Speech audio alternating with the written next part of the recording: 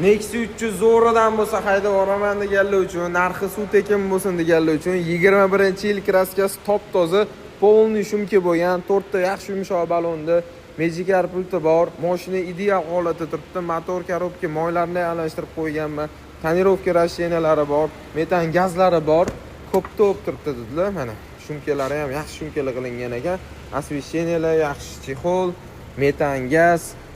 Hop, hamma yog'i chotki bo'lib turibdi. Hech qanaqa ayb kam ko'rsiz yo'q. Egalari xolagan ustiga borib ko'rsatib, bemalol tekshirtirib olsin dedilar. Salonlari ham chotki bo'lib turibdi. Obshivka kartalari ham hamma yog'i tinch holatda. Metan gazlari bor. Kraskasi top toza, hech qanaqa kam ko'rsiz yo'q mashina. Motorlari ham, hadovoylari ham zo'r. Men o'zim ham ko'rib tekshirdim.